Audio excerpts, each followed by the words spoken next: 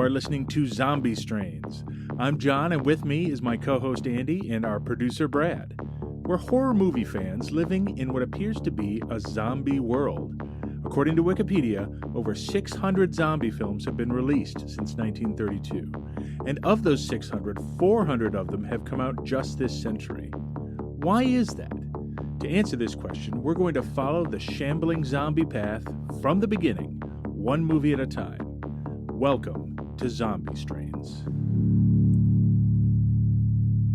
Hello, Andy. Hey, Brad. Hey, John. Are you just loving 1930s movies right now? I am wondering how many more 1930s do we have to get to here? Yeah, no, actually, we knock it. I think we're having a good time here, and yes. If I were to make one criticism of this movie, it is probably the least transgressive of the 30s movies we've watched. It's kind of tame.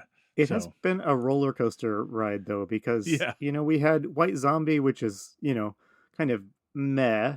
And then we had Maniac, which was pretty dire. Yeah. And then we had Wonga, which was strangely good. Which was really good, yeah. And so I guess maybe it makes sense that we're kind of leveling back out here with like what I would call a mildly racist film. Yes, definitely. So what is the name of this mildly racist film we're going to talk about? This film is called Revolt of the Zombies. And if you were like me, John, you spent the whole movie wondering when the zombies were going to revolt. But we'll get to that. Yeah, it's strange. It's like the title of the movie is trying to set you up for tension and excitement, but the tension and excitement is really, really at the end. Before we jump in, let me provide just a little content advisory, I guess you might say. The primary unpleasant issue to contend with watching this movie in 2024 is just that it's a movie filmed in the 30s and it's set in the 19-teens. And this is the era of colonialism and just general background racism. And because this movie, a lot of it takes place in Cambodia, there is a lot of that sort of colonial condescension and racism that you can expect from this area. So just keep that in mind. Yeah, there's one really, we'll talk about it. There's one really explicit racist moment in it. And then after that, it's just nobody thinks anything of having servants that are local and have no agency or power. It's just, bad. Right, yeah. But we're here because there's zombies. Yes, and I will say, despite that kind of glum preview, I actually do think this movie has some interesting elements of zombie lore in it. That It does feel like a little bit of a connector between the older films and some of the more modern zombies that we know and love. So the movie Revolt of the Zombies was released in 1936. It was directed by Victor Halperin, who is also the director of White Zombie. And in fact, Revolt of the Zombies was originally announced in the Hollywood trades as a sequel to White Zombie. But there were many lawsuits over legal rights, including who owned the rights to the term zombie, and that prevented the film's producers from mentioning White Zombie while promoting Revolt of the Zombies. The movie received a certificate from the Motion Picture Code of Authority, number 2191 if you're keeping track, and it was deemed to have acceptable content and could be released to mainstream theaters. The cast, like we found with Wonga, has some good actors who went on to more famous roles. Bela Lugosi was considered for the villain Luke, but due to either scheduling or budget issues, he wasn't cast, and instead, the part went to Dean Jagger, who is most famous for playing Major Waverly in the Bing Crosby movie White Christmas. Oh, okay. He also was in Bruce Lee's Game of Death, so it's kind of an interesting bookend, starting his career with this and towards the end being in Game of Death. I do kind of love career actors that you I hope we run into more of this, like a career actor who shows up and The Earth Dies Screaming, and then we watch something in the 80s and there he is or something. I hope we run into more of that. I think that's really fun. Well, let's run into it right now. All right. Teru Shimada, who plays Buna. Yes. He was in the James Bond film You Only Live Twice. He played Osato, who is the Japanese businessman / henchman of Blofeld. And you, Brad, we haven't talked about producers Brad love of the James Bond films in detail, but you have a deep love of them. And I'm wondering, did you see him and you're like, oh, it's that guy? Like, did you have to look it up or did you just know? I was doing the research on the cast before I watched it. Oh, okay. So I saw his name and I would not have recognized him in the film. Yeah, he's much younger. He's much, it's 30 years difference. Yeah. But it was nice to see him still around. The only other interesting cast note is Claire is played by Dorothy Stone. Right. And while I don't know that she's done anything else major, her father was the original portrayer of the Scarecrow in The Wizard of Oz on Broadway in 1903. Huh. Huh. That's crazy. Yeah, that's a credible legacy. Yeah, it's a nice little tidbit. Now, the film was not well received. It was deemed to be far less of quality than White Zombie, and I can't find any box office information, as with most films of this era. Right. So we're left to assume it sort of disappeared. You know, what I'm super curious about this is you said the Hollywood trades, and I just find that fascinating that the trades were around. Oh, yeah. Variety started publishing weekly in the early 1900s, covering theater and vaudeville. And then in the 1930s, both the Hollywood Reporter and Daily Variety were published daily. All right. I'm mostly intrigued by the idea that you would watch White Zombie and really love it, and then watch this one but really hate it. Like, I mean, they are, from our historically distant retrospective perspective, they feel like birds of a feather, but Right. I will say, and we'll get into it, this one, White Zombie, I think has some genuinely frightening parts to it that we discussed. I don't know that I got that feeling at all during this movie. Yeah. It's kind of a dud in that sense. Yeah. Let's talk about the context. As a reminder to why we do this, horror movies are usually a reaction to what the people living at the time in the culture are afraid of. And sometimes that's unpleasant, which is why we do the trigger warning and why we do the cultural coverage. So it's 1936. Germany has just sort of started acting like they might create trouble. They occupy the Rhineland. Italy starts invading places. Japan has already invaded China. They've been fighting a war in China for 5 years. So there's a lot of war going on. It's still the Great Depression. But the one thing I wanted to bring up, and we said there's a moment of really active racism in this movie, and I just want to tease it out ahead of time. At one point, there's a character, I believe it's the German character, though he has a French accent. The accents are not exactly spot on here. Do you think he's the German or the French? I thought he was being kind of presented to us as a sort of Ottoman Empire type of figure. Oh, okay. Yeah, I would buy that. I was trying to tell by the uniforms, and they're all very similar. But yes, I think you're correct. But there's one character who says that early in the movie, we must protect the white race, and we'll get to that, which is shocking. But what that is driven by is this horrible idea from this time that's referred to, and please excuse my language, the yellow peril. And this is generally a fear that Asian cultures are going to immigrate to the U.S. and sort of take over, but they won't give up the allegiance to their original culture. So this fear is the exact same fear that led to Japanese internment camps in the Second World War. And it's on full display here. Like, the central worry of the movie is that Asian cultures will have this superpower to create zombies and will die before them. And so that's sort of where the racism comes in. Does that sum it up pretty well, Andy? Do you want to add anything? Yeah, I think so. Yeah, definitely those fears are reflected in this film. It's worth noting, I think by this time Japan had occupied Cambodia, where a lot of this movie is ostensibly set. So, not that they filmed it on location. In fact, I think they filmed this in front of a painting for the most part. Yeah, I read one factoid is they actually did send a crew just to get some background shots, and then they filmed most of it in front of that film. Like, they were projecting a film and then shooting the actors in front of it. Okay, that's interesting. I have in my notes to talk about the very obvious distinction between what's going on in the foreground of a lot of scenes and what's going on in the background. And so let's talk about that when we get to it. Real quick, the character who gave that pronouncement about protecting the white race, the character's name is General von Schelling. Okay, so he's German. I think you're thinking of Morozova or Morozia? Mazovia, that's it. We need to talk about him. I was confused as heck by him, so you'll have to educate me. Yeah, we can talk about that scene. I actually read that scene a little more charitably. I mean, a tiny bit more charitably.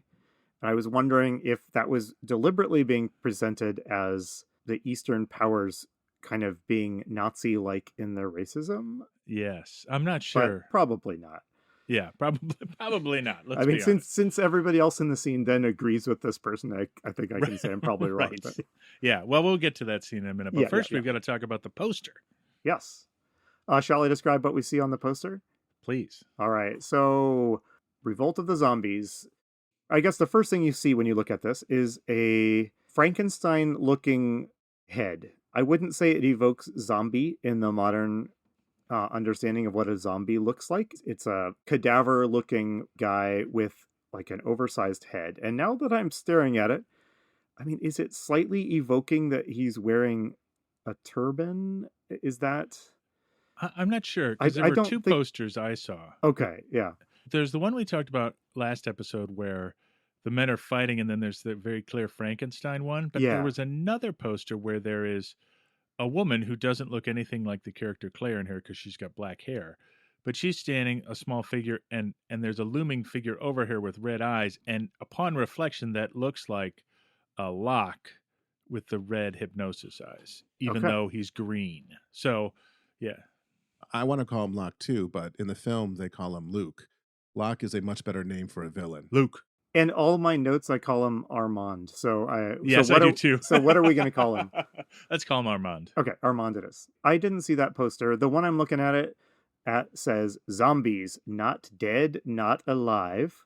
And it Yes. has a picture. This caught our interest when we noticed it last episode, John, in the corner of a multi-armed statue of a god or goddess that really Yes. evokes Hindu religion, which is a big cultural move from Haiti, which is where we have been mostly living in this podcast for the last couple of episodes. Yeah, that's a weird one for me because, first of all, they don't say the word Buddhist once in this film, but at this point in history, Cambodia is Buddhist country largely, and that symbol to me is clearly a Buddhist shrine, but like they never say that word.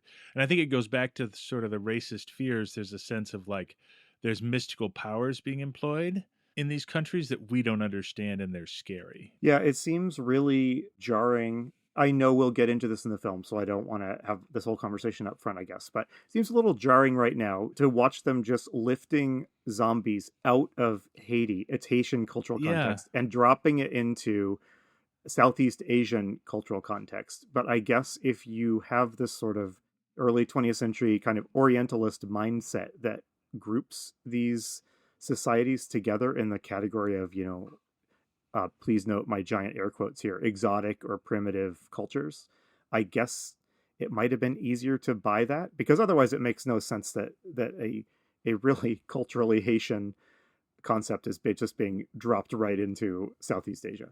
Yeah, and it's weird because they just take the one concept of zombies from voodoo, right? Because there's no voodoo dolls in this movie. There's none of that, and they just throw it into another mystical religion that we don't understand that we're scared of, right? Like, hey, it's just lift and shift, no problem. Yeah.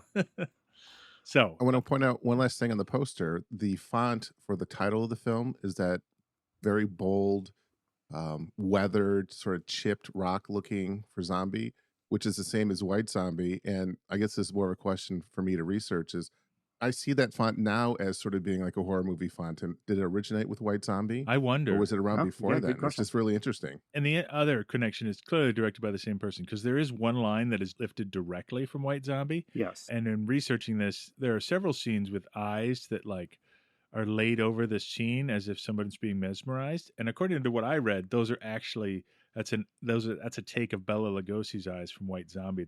It certainly looks exactly like those eyes when they appear in White Zombie. Yes. Yeah, I guess one last comment on the poster. It has just been interesting to me to just look at these old style posters for movies and the posters are, I mean, few of them have been literally representative of what you find in the movie. And some of them have had, like you said, John, one of the posters for this movie has like a different lead actress. Right. In it, So these posters do very clearly convey the vibe of these films. But I wonder when we start to see, I guess, maybe more true to the film posters crop up. So that'll be interesting.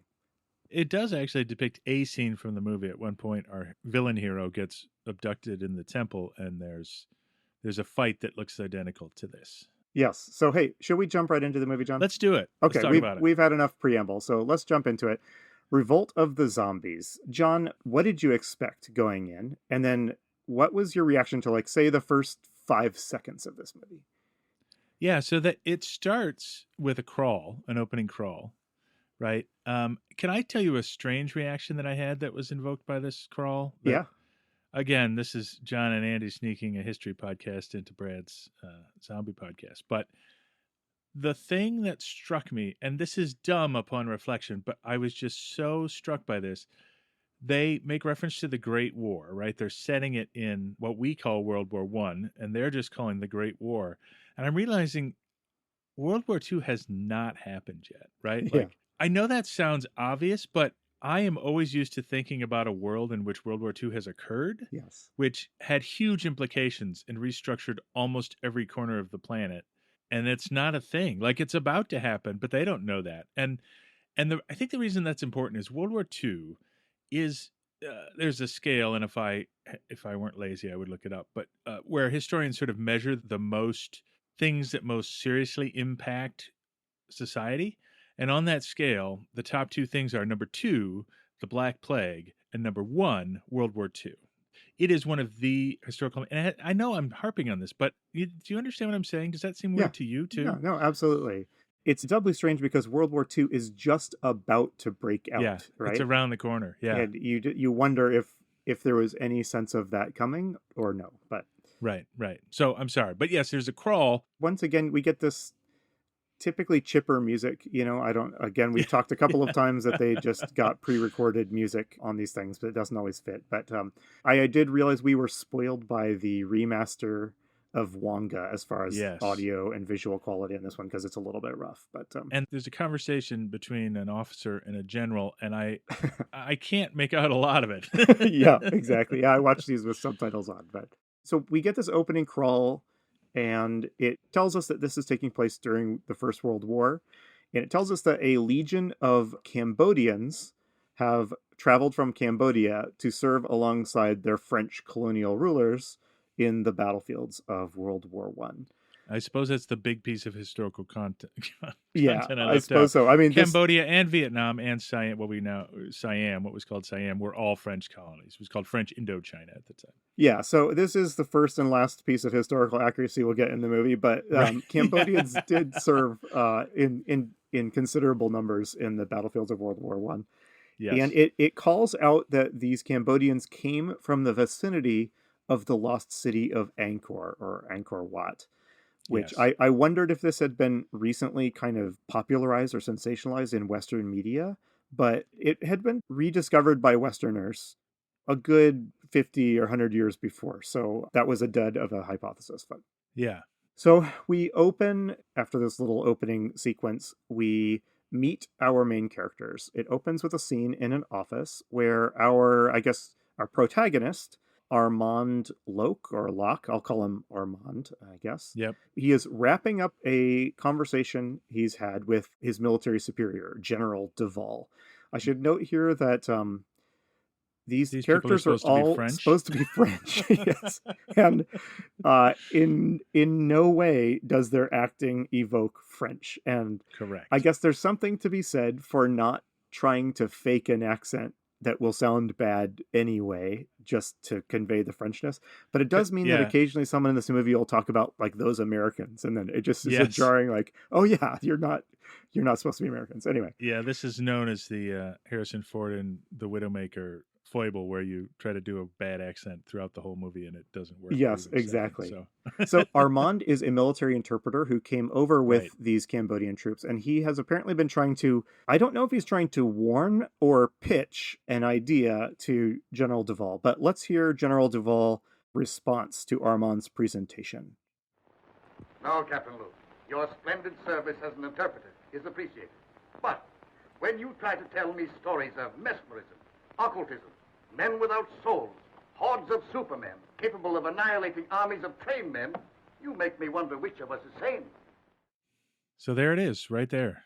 Yes. So like a lot of these movies, we cut to zombie right, like in the opening minutes. John, do you have any thoughts about this? I was, again, surprised because they just jump right into it and tell us what we should be scared of. Like, there are these zombies, and they sound more than any other of the older movies watched so far like zombies, right? Yeah. They're still not saying they're undead quite yet, but they are saying that they're like invincible and non-human, and they're hordes. You know, our previous movies, there was 1 or 2 zombies, and now we're I think this is our first zombie horde that's being discussed. I had the exact same thought, and we are going to see some proto hordes later in the movie. Yes. But that was one of the most notable modern zombie feeling elements of this movie. Is for the first time, I think they're being viewed as a potentially global existential threat if they get out of control, right? Right. So, but Armand's been describing the zombies, and they're described as, quote, men without souls. So this sounds very much like the white zombie style of zombie minus the Haitian culture. And he says that they could easily overwhelm regular troops, and he calls them robots. And I can't wait to find out when we stop saying robot and start saying robot. When do we move from robot to robot? I should also note that Armand is being kind of deliberately portrayed in the scene as kind of wishy-washy and maybe a little bit passive. And he's going to be that way for a bit in this movie because it sets up his heel turn as the movie progresses. So now, I found this scene very misleading because it wasted no time jumping into zombie lore and setting you up, and then it wastes 45 minutes getting to it. It's true. Yeah, it's true. Well, and then we quickly move to sort of, so we're introduced to they don't say Buddhist, but a Buddhist priest who has come over who purportedly holds the secret of creating zombies. Yeah, they've brought with them, his name is Sion. Yep. And they've brought him with them pretty much to demonstrate the power of these zombies, right? Right. And one thing that's kind of comical about this film is there's a number of scenes in which they will tell you what they're going to do. Then the next scene is them doing it.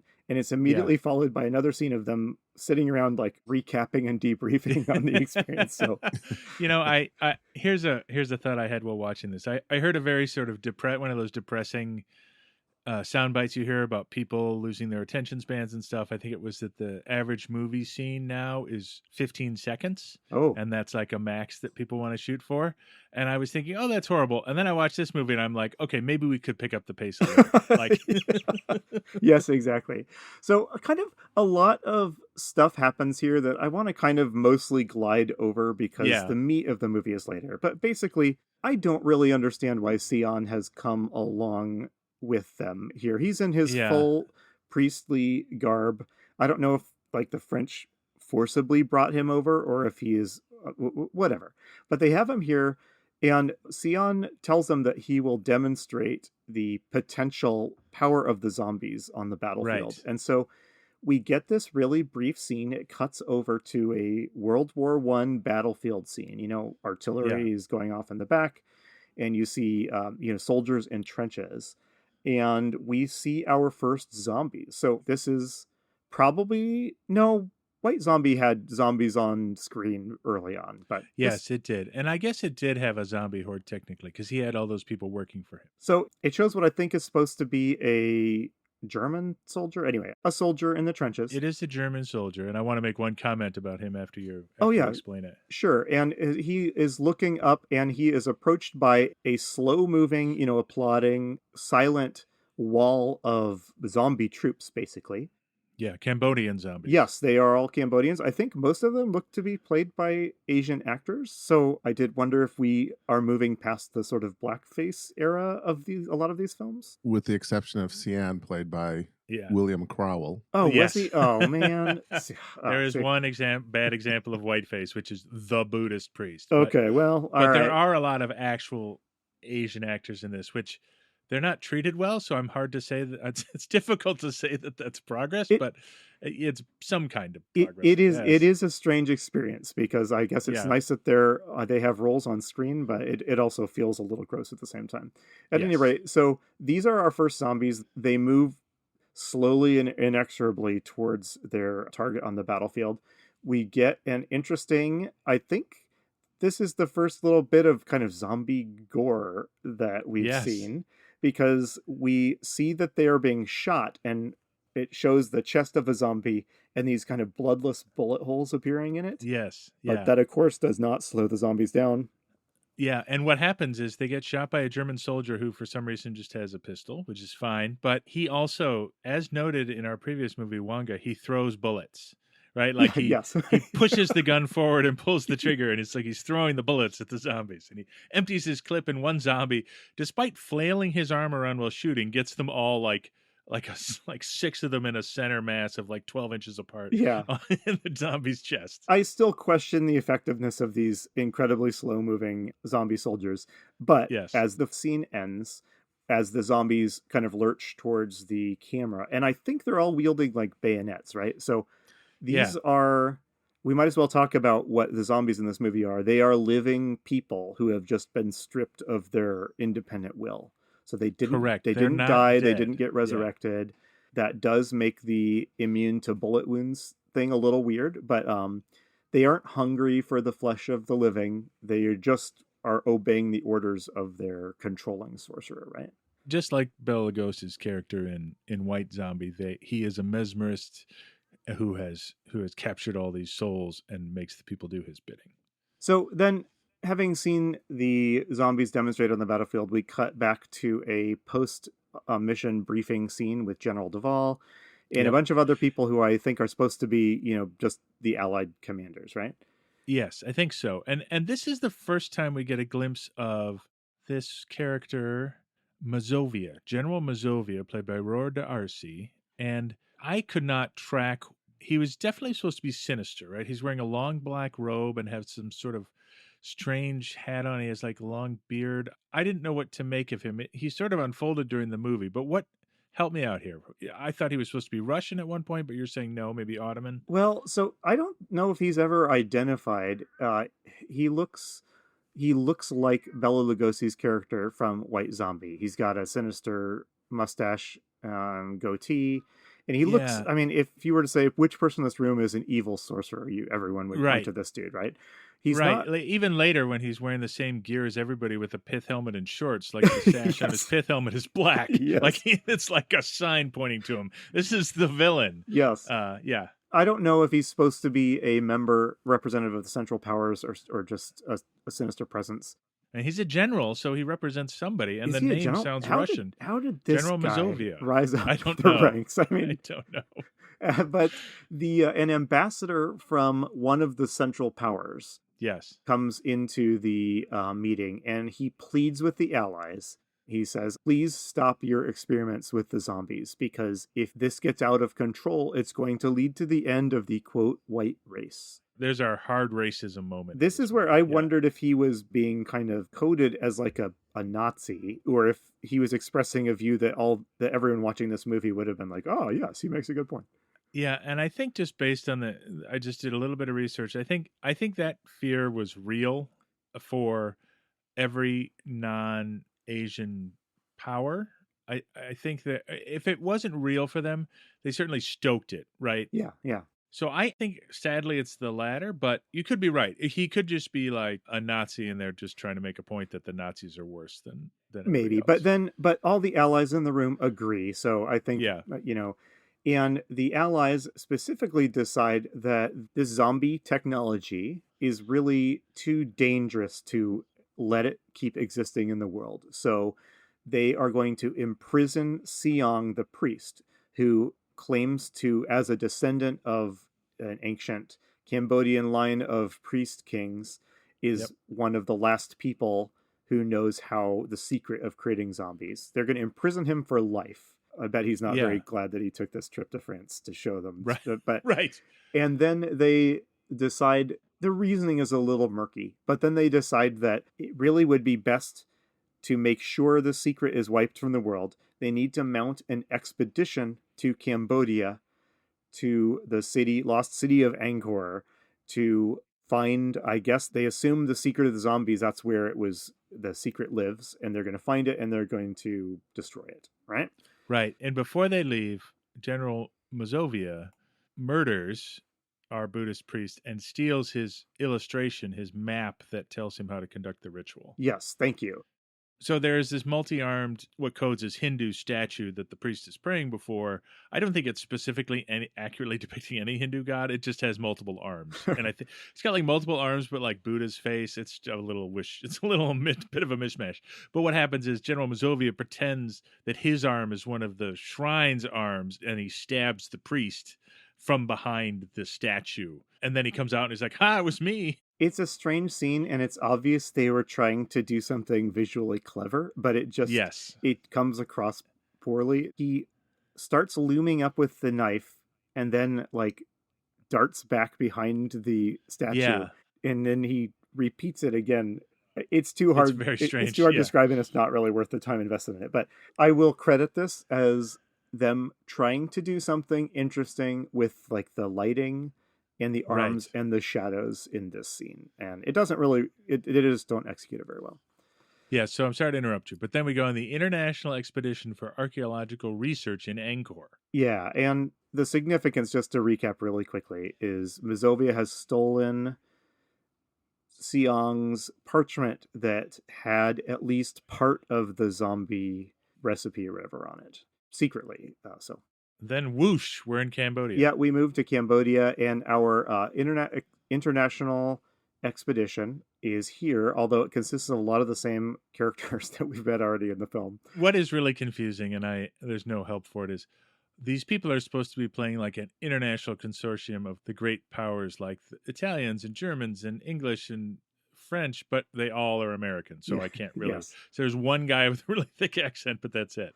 We meet the archaeology team, and there's a bunch of people, but only a couple of them are really important. So we have General Duval, and we meet his daughter Claire, who is going to be the romantic interest in this film. Who bears a uncanny resemblance to the heroine in White Zombie. She does. She has a remarkable hairstyle, I thought. Yes. Just interesting and of the times. And then Armand is there.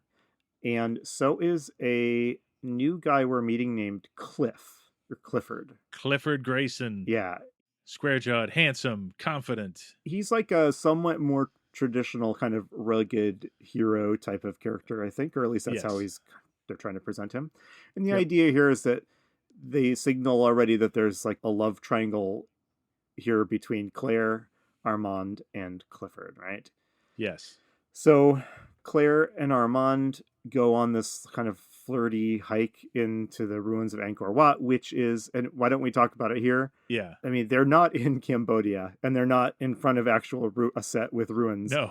They're acting in front of like a screen or a painting or something. Is that right, John? Yeah, a giant painting or a giant photo of Angkor Wat. I think it's a rear projection.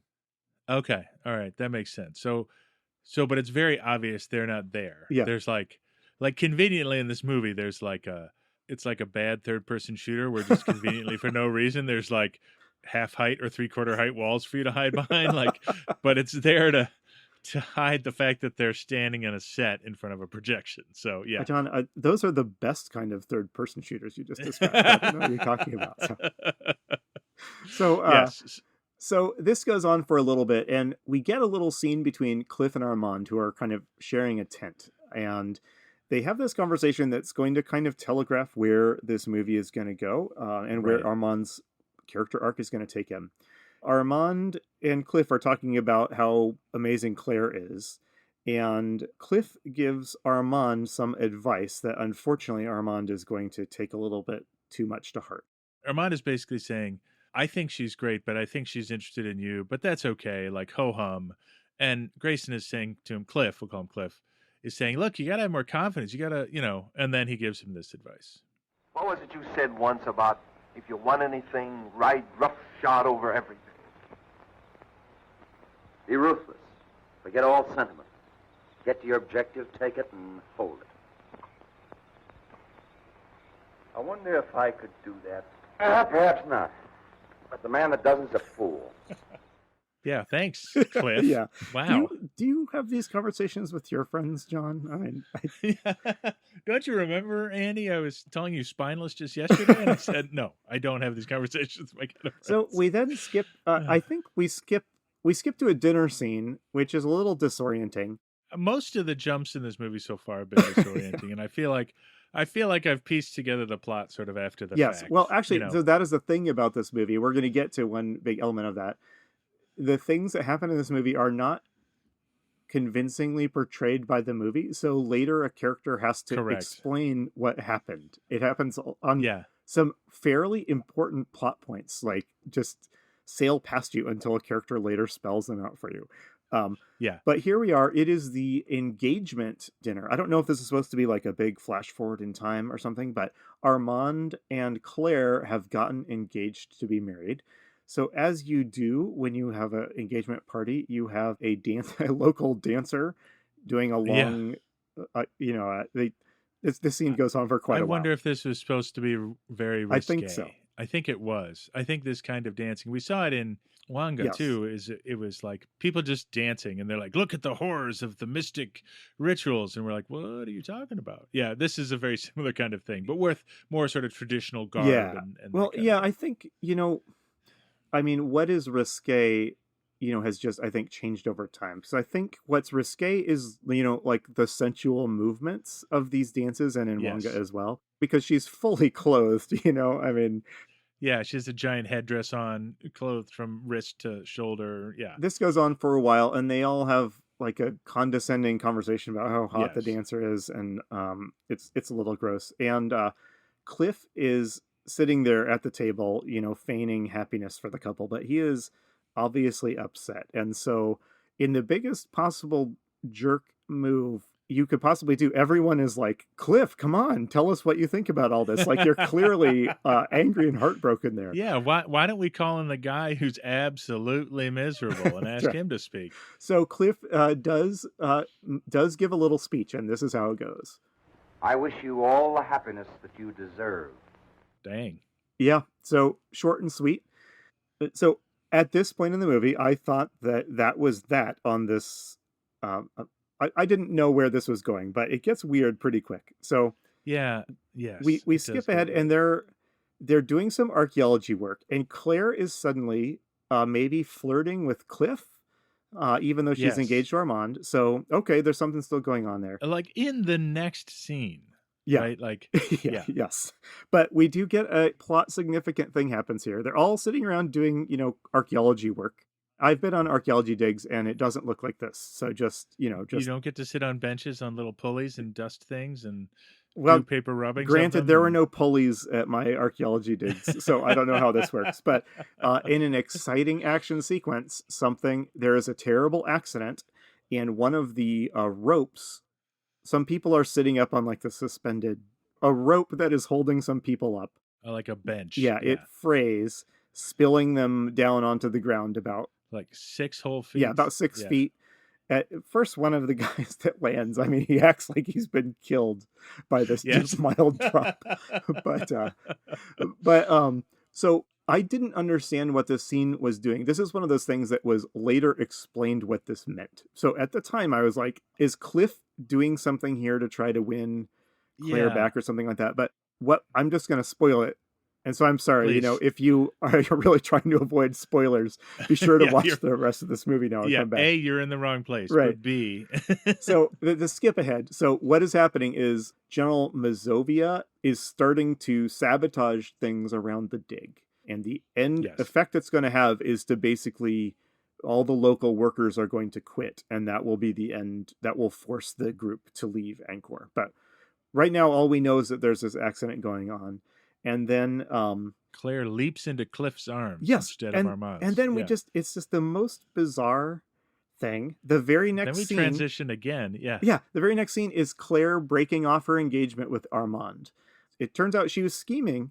She was just using Armand to make Cliff jealous and want her. Yes. And they have, although this would be the most emotionally intense conversation of your entire life. I mean, like, maybe you'll have 2 conversations in your life of this intensity, right?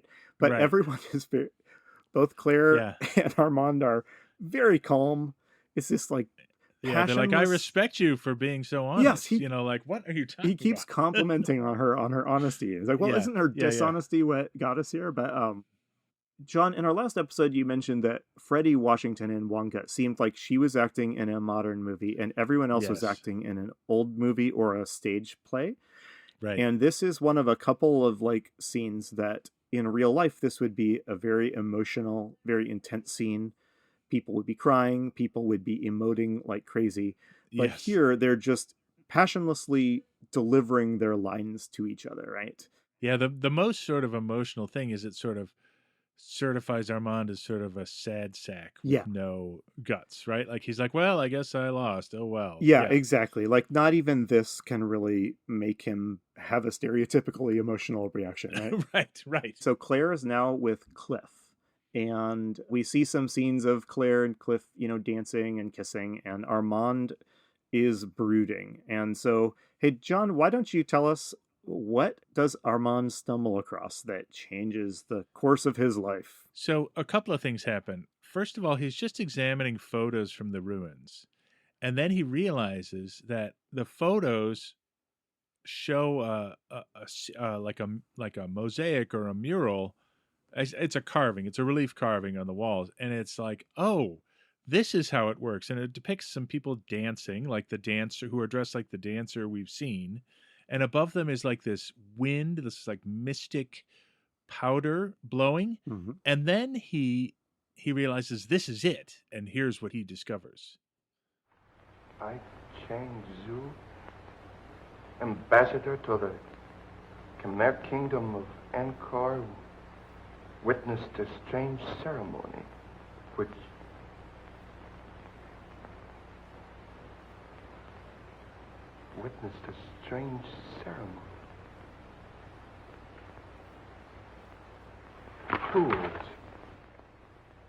Fools! Under our very noses. So Armand, brooding up in the upstairs while everyone else is at this kind of a garden party downstairs, has figured out what they've been missing this whole time. And he immediately he decides that he needs to head back to the ruins, because what isn't, I think, entirely clear is that by this point, I think the expedition has had to leave due to this string of accidents. Right, of which we've seen one. We've seen one, but and we'll just be told later that that's what happened. So they are back, I think, in the capital of Cambodia, far away from the archaeology site now. But Armand realizes they missed the obvious thing, and he's going to go back to Angkor to find the secret of the zombies. And this is where we get a new character, one beloved by Brad, arrives, and this is a Cambodian local named Buna.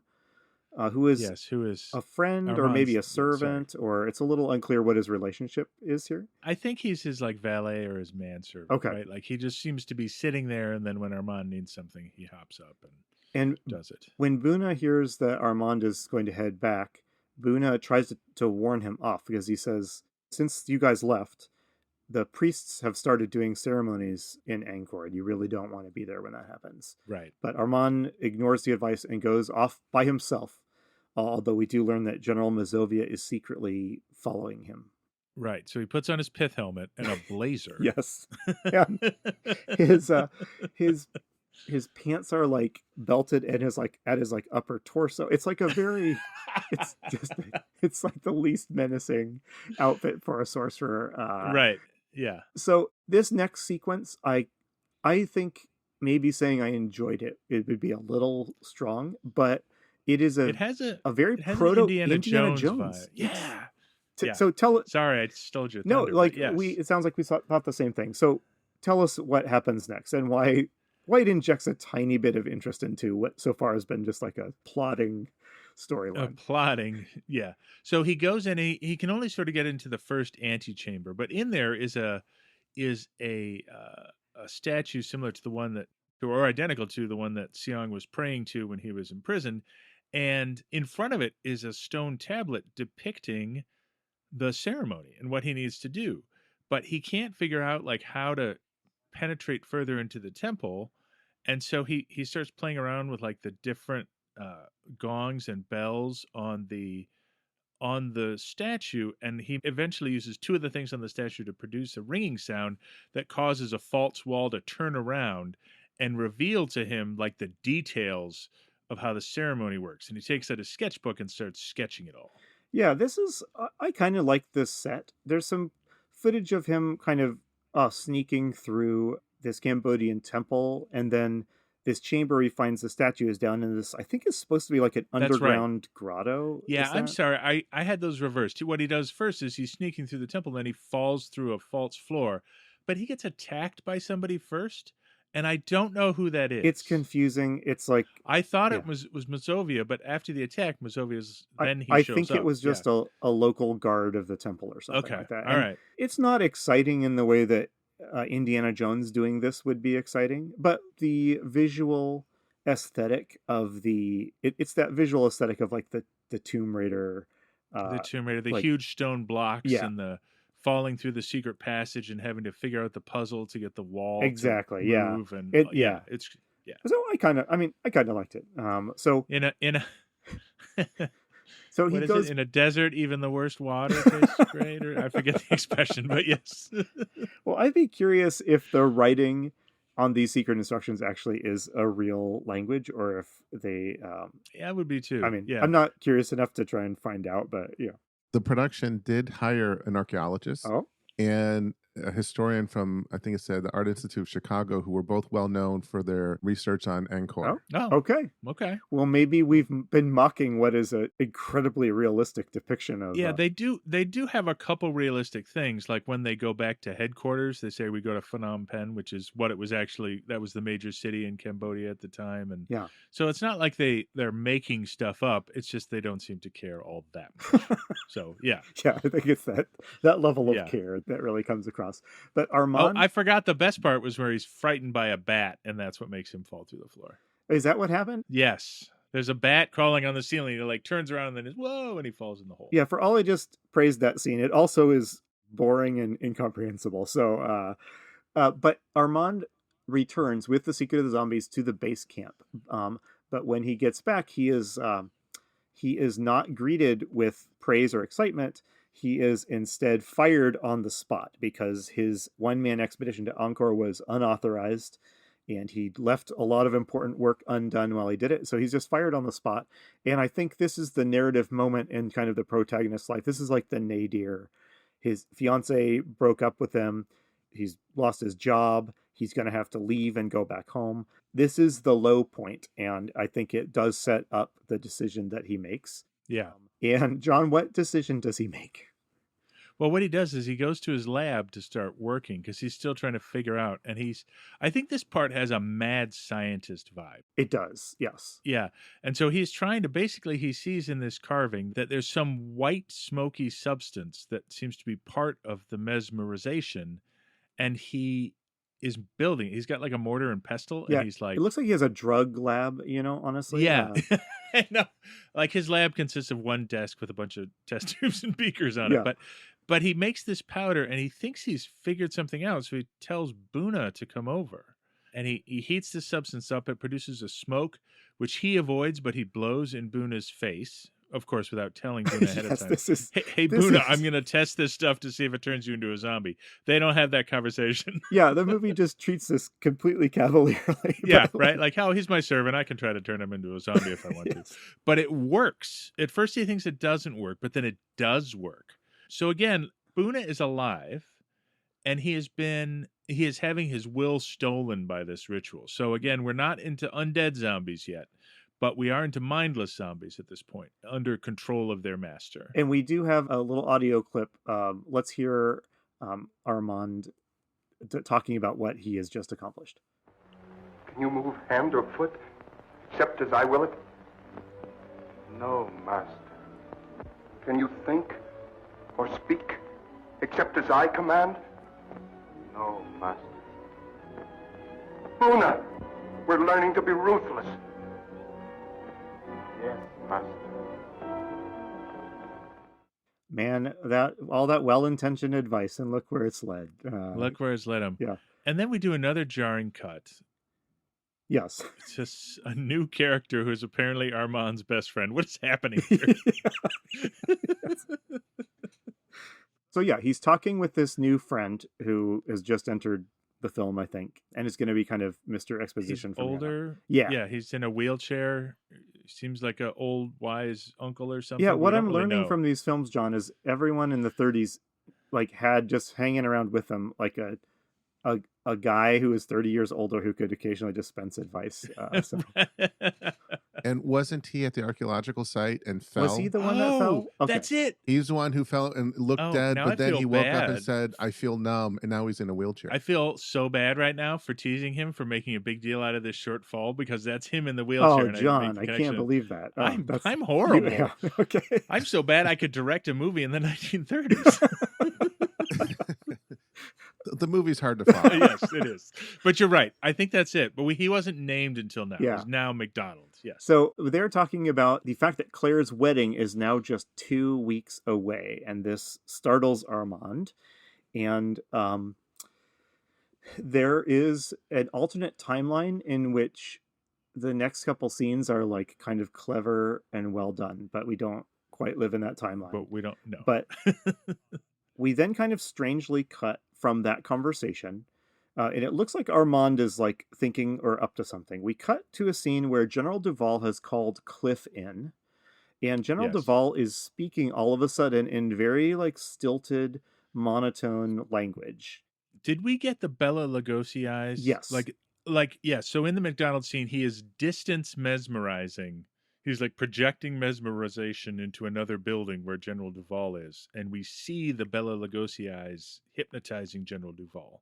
And this is a recurring effect now. So here is what I thought had happened. I thought that he had zombified General Duval. No, I think he can now. I think what it's telling us, I don't know what the deal with that white powder was, because it never comes up again. And he multiple times mesmerizes people from a distance. Okay. And I think and this is the first time we see him do it. Okay. Yeah, it reverts to White Zombie, where you can just use the power of your eyes. Yes. Without seeing someone and control them. And it does kind of point to the continual overlap between like what we in modern movies would call like occult horror and mad scientist horror, right? Because this zombie formula is, I mean, it's a scientific, you can have a recipe for it and make it in a lab. But it's combined also with this sort of more overtly occult, mesmerism type of stuff. So I think movies are going to start splitting. I think those are going to kind of split away from each other as time goes on. But I guess we'll find out, right?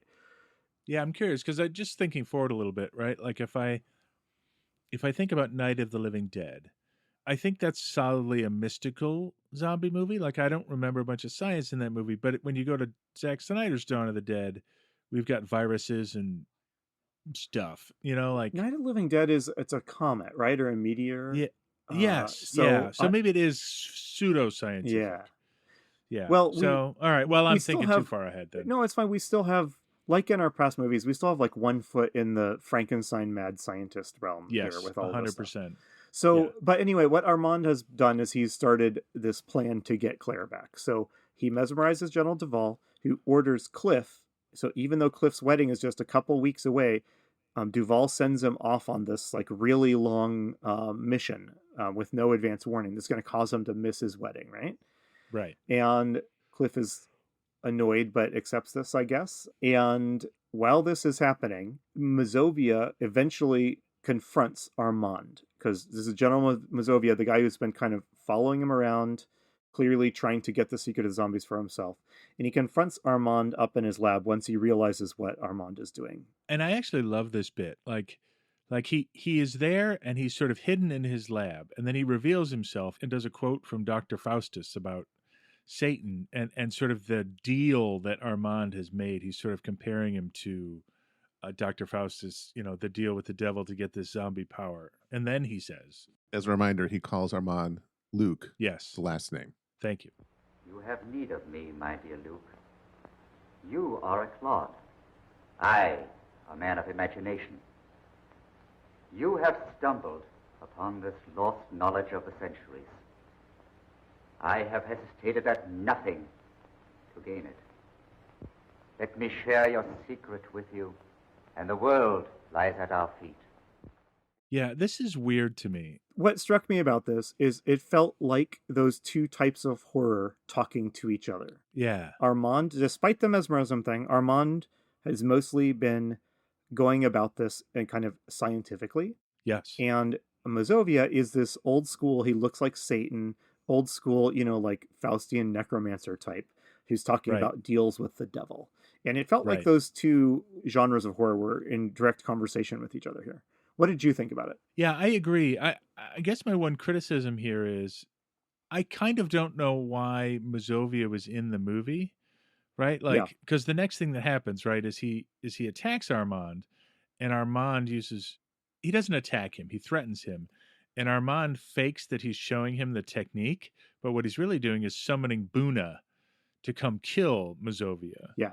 Which happens, but after that happened, I thought, well, so why is Mazovia here at all? Yeah, the movie's plot would not really change. Yeah. Mazovia claims in this conversation that he has been pulling strings behind the scene all through the movie so far to get Armand to make his discovery. But I don't. Right. But that if you think about what has happened, that's not really what has been portrayed in the movie. And if you didn't have Mazovia in this movie, the plot would not change in any way, shape, or form. So Mazovia dies. I did like how he killed Mazovia, though. Like you said, pretending to show him the ritual, but he's actually summoning a zombie to like execute Mazovia. It's kind of neat. Yes, it's cool. And then in true zombie mad scientist movie form, he just leaves Mazovia's body on the floor for the rest of the movie. Yes, that's another thing we're learning about these films, aren't we? Yes. And so then he goes off and he hypnotizes everybody. What is this? So I thought he was turning everyone into zombies. I think he is. When I say hypnotize, I mean he's using his power to make them zombies. So yeah. The movie is unclear, but it cuts to this point where I think we are led to believe that Armand has zombified an entire regiment of Cambodian soldiers, as well as most of the staff of the archaeology team. Basically everybody except Cliff and Claire. Correct. Is that your understanding? That's my understanding. And he hasn't turned Cliff into a zombie because Cliff is too far away. Yes. And he hasn't turned Claire into a zombie because he wants Claire to fall in love with him. We talked earlier that this is a movie that seems to be introducing the idea of like this zombie horde. And although it's not real clear in this movie, but in theory, Armand has an army of zombies at his beck and call now. Right. Which I think partly, it is tapping into that quote yellow peril fear. So it's not an unabashedly good trope, but I do think that we are seeing the birth of the zombie hordes will overrun you trope that's going to be everywhere. Absolutely. And there's also in this scene is the line that is lifted directly from White Zombie. In White Zombie, when Bela Lugosi is bragging about all the people he's taken over or put under his control, the protagonist asks him, well, what happens if you lose control? And he says they would tear me to pieces, which is exactly what Bela Lugosi says in White Zombie. And it's also inaccurate, as we're going to learn. But right. But we'll get to that in just a minute, because believe it or not, dear listeners, we are near the end of this movie. So there's only one thing left to do. Armand has zombified everyone except Claire and Cliff, and he needs to go get married to Claire. He has not zombified McDonald. Oh, no, that's right. He is not. Yep. Because he respects him. The guy that John was mocking for his injury. Yeah. Yes, that one. Yeah, Andy. okay. So Cliff and Armand kind of confront each other, and Armand is leading this troop of zombies, and Cliff basically tells Armand, he cuts a deal with Armand. Just before this, we have a scene where Cliff wakes up in his tent and he's heard a mental summons from Claire, and he hurries back to headquarters, and then they confront each other. I somehow missed that. I swear I watched this movie. He was just sleeping in a hut with a servant, and then he wakes up and says that, and then he's back. Okay, well, the long and the short of it is the three of them reach this arrangement, basically. Claire promises to marry Armand if he spares Cliff from being zombified, right? Right. And in this conversation, Armand does the whole "I learned it from you" routine. The one sort of theme of this movie about ruthlessness comes home to roost here. Yeah. So he's all, you're the one that told me to be ruthless. Well, now I'm being ruthless. So Cliff and Claire are allowed to say goodbye, and this is another scene. I mean, this would be the most important conversation of your life, and they deliver it without an ounce of passion or emotion. I'll always love you. Yeah. Goodbye. Yeah. That sort of thing. So Armand then marries Claire, or is about to marry Claire, but our friend McDonald in the wheelchair gives a kind of final warning to Armand, and here's what he says. You've done a terrible thing to her. Is it so terrible to fight for and to get the one thing in this world you want? Not if you played a gentleman's game. I don't like sermons. Nor perhaps the truth? Perhaps not. I do. This power which you have, this obsession which drives you on, will defeat you in the end. And it should. You fool yourself with the delusion that you can make this woman love you. You can't do it. No man should do what his sense of right tells him not to do, nor desire that which it forbids him to desire.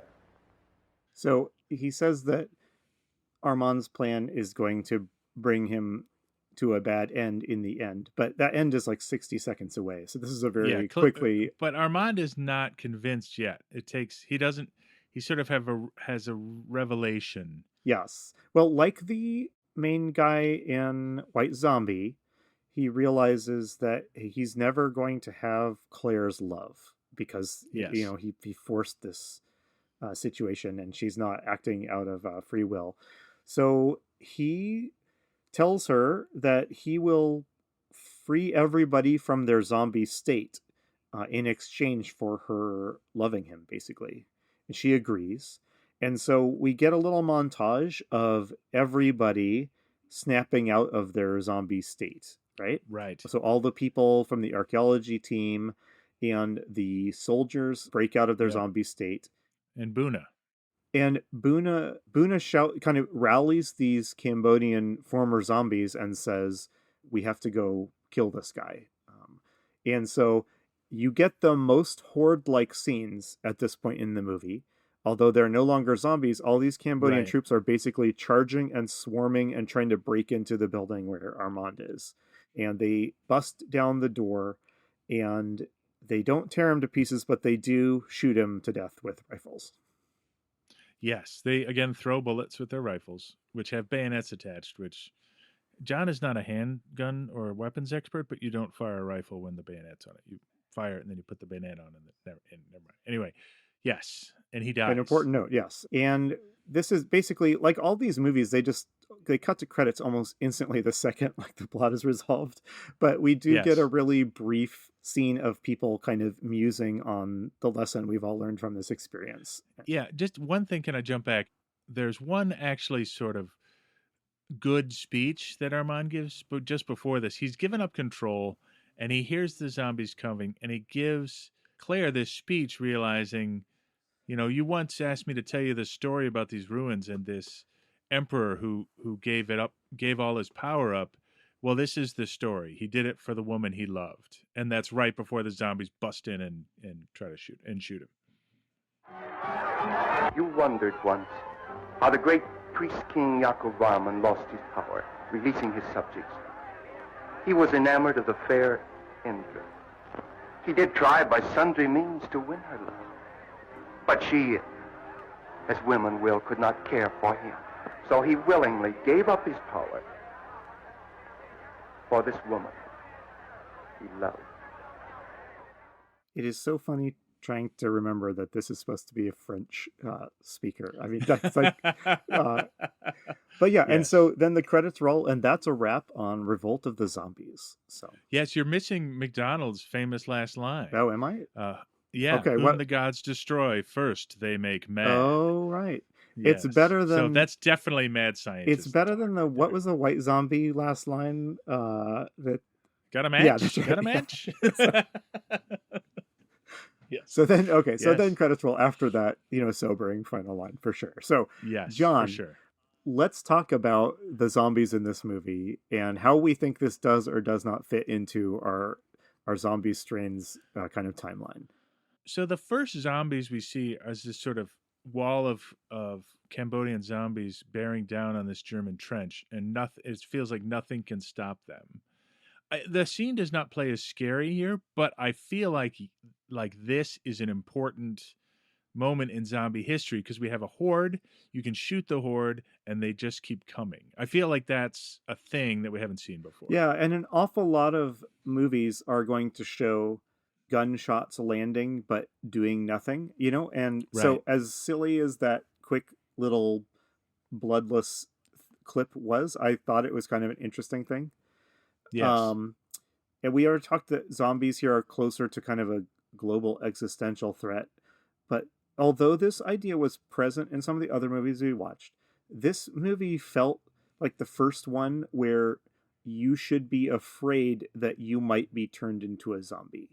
Do you agree with that? Yes, I agree with that. There's two things I think that are important. That's certainly one, that you could be turned into a zombie, even though it's not through a bite or through a virus. It's just from somebody using this power to take control of you.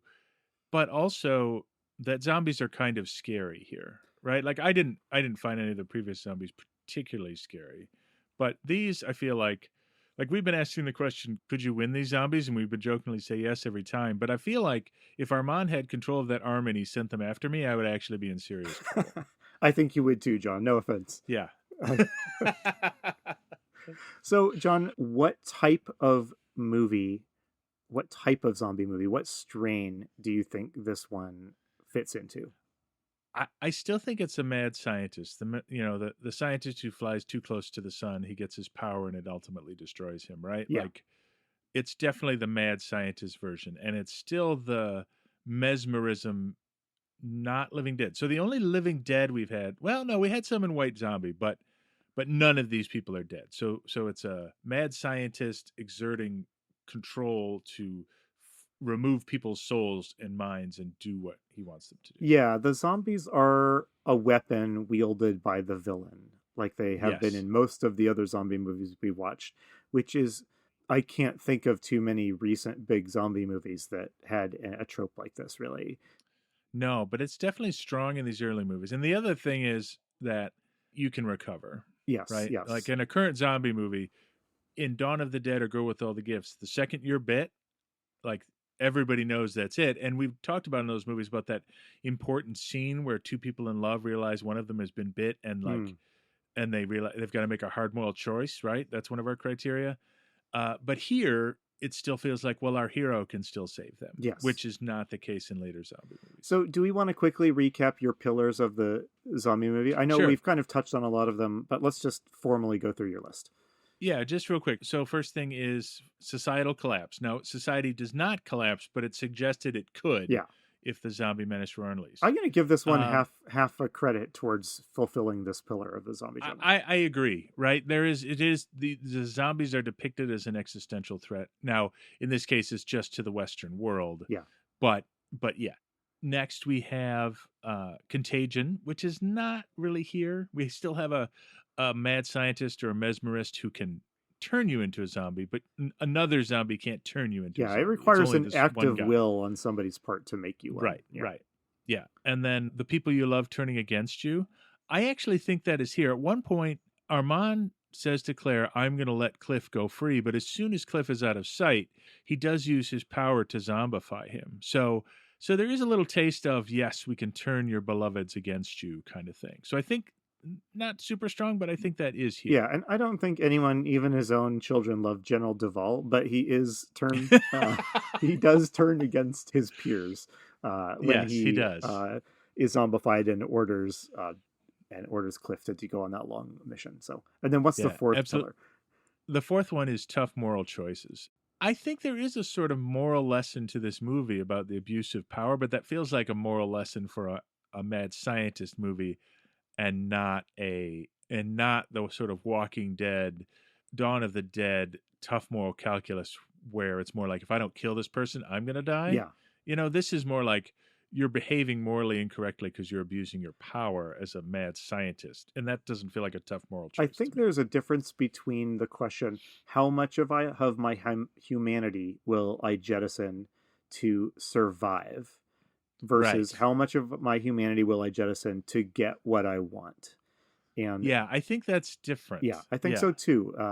There's not. That's a great way to frame it, though. Yeah, there's not that kind of desperate, basic human instinct stakes attached to it. So I feel like we started to brush a couple of them, right? Certainly the existential threat, and certainly the people turning against you. So we have a couple of things to check off here. We aren't really in movies where there's like a band of survivors whose numbers dwindle. Correct. But what is our death count here? Who survives and who doesn't? Let's see. Well, Mazovi. McDonald, as I mentioned many times, McDonald was horribly crippled in this movie. The only one who dies is the competing villain. Seong is murdered, but Seong he's is, maybe you're right. not Seong really is, part of the group. He's not killed by a zombie, though. Yeah. He's murdered by Mazovia. Mazovia is murdered by a zombie. Yeah, Mazovia that's a good zombie death. I give them credit for that one. That was a good one. So yeah, I think so. But everybody else survives. Yes, except for Armand. Yeah, but it's not zombies that get him. It's the So I don't know. Misleading titles: the Revolt of the former zombies, not Revolt. Yes. But yes. But I guess it's a little too late for that. So, John, do we recommend this film to zombie fans? I mean, I feel like every film we've watched so far of the 30s films, for sure, have had something to recommend them. Like Wanga was about some interesting cultural dynamics, and Maniac was just a gonzo transgressive film. This one just sort of felt like a dud. Yes. Yeah. Like when I was worried about watching films in the 30s, I was worried that they'd all be like this. And so far they haven't been. But this is like the first one where I'm like, oh, state acting and no real stakes, and it's not really scary. Yeah. So I mean, it's not bad. If you're a true enthusiast, you should watch it, because I think there's important zombie moments in here. But I think it's a little flat. I wholeheartedly agree. If what you want art to see, I liked the way you phrased it, that it brushes up against some of those modern zombie tropes. If you do want to see those little connecting filaments to the modern zombie genre, I guess watch it. I will say, as purely as a cinematic experience, it's boring, not scary, and not suspenseful. Correct. I don't regret watching it, but watch it for the right reasons, I guess. And the only other thing I can say to recommend it is, like all the other 1930s movies, it is just about an hour long. So. Yeah, yes. That is the saving grace of a lot of these, honestly. Can you imagine if this had been even the ones we really liked? Can you imagine if they'd been twice as long? This was like the Michael Bay of 1936, and it was 3 hours long, filled with self-indulgent effect shots. And then they had the color version instead of the black and white version. Right, yeah. All right, so Brad, I am scared. I have one question for you two before we move on. Yeah. So this obviously is a low-budget film. Right. The quality was low. The sets were low. What did you think of the final battle at that big temple, that location? I'm curious how they did that. That's a lot of extras. I was actually asking about the set. Were they breaking the door? It's at this big temple. Yeah. So I'll cut to the chase. It's a place that still exists in Hollywood. It's called Yamashiro's. It's a restaurant that overlooks Hollywood. It was built in 1911 as a replica of a palace in Kyoto. So you can come to LA and still see it. Now I want to. Yeah. That is somehow if I come to LA perfect. next year, Brad, Yes. you're taking me to dinner there. Brad, I've never been there, but I've seen it. It's a very touristy place. I did worry when you said that is a real. Then my mind filled in. They went to a real Cambodian temple and wrecked it, didn't they? Equally plausible, but yes. So, Brad, I'm nervous to ask, but what is next on the roster? Yeah. What do we? Well, I have some good news. Okay. We're going to leave the 30s Ooh. and go to the 40s. Okay. Our next film is The Ghost Breakers from 1940. And if you check the chat, you will see the poster. All right. Let me see. Ooh. Okay. Whoa. What do you see, guys? Okay. So. Sorry. I can't tell if the poster is funny, if it's just relief that we finished this movie. No, It's poster. the zombies. So first of all, the movie doesn't have anything about zombies in the title. We are going to watch The Ghost Breakers, and it stars Bob Hope and Paulette Goddard. But the creature is like this pink Casper looking thing, maybe kind of like a Kilroy was here kind of thing with the nose. Like, it's bizarre. Have you ever seen, what people will sometimes put like googly eyes on a painting to make it look funny? That's what this ghost creature looks like. Yeah, it's like a horrifying ghost, but to suck all the tension out of the room. So when you put googly eyes on it, that's perfect. Bob Hope. Okay, this is going to be interesting though. Yeah, can I say something? Yeah. Like, I know who Bob Hope is. I've seen him do stand up like on the Tonight Show or whatever, like in old clips and stuff. But I can't say for sure I've ever watched a movie starring Bob Hope, the actor. Yep, same here. Yep. Now I'm curious. Okay. there's no exclamation text. There's no there's no text here to make any proclamations. It's just a list of the stars and a pink ghost with googly eyes. And Paulette Goddard was in many Charlie Chaplin films, Modern Times and The Great Dictator. Oh, okay. She is shown here sort of glancing over her shoulder in fear and clutching her shoulder. So I will say this is probably the best, setting aside the pink ghost zombie with googly eyes. The actually illustrations of Bob Hope and Paulette Goddard are not bad. Like we've been dealing with some crud posters here. Yeah. So this is like a step forward. Well, the bar is set very low. This poster does not, this poster, unlike many previous ones, does not brag about how risque the film will be. So I take that as a positive move. All right. 1940, The Ghost Breakers. We're on it. See you next episode. You have been listening to Zombie Strains. We'll be back in 2 weeks to talk about another zombie movie. If you enjoyed our podcast, please take a moment to rate us in your podcast app of choice. Tell a friend, post on your socials. This will help like-minded people find our show. See you next time.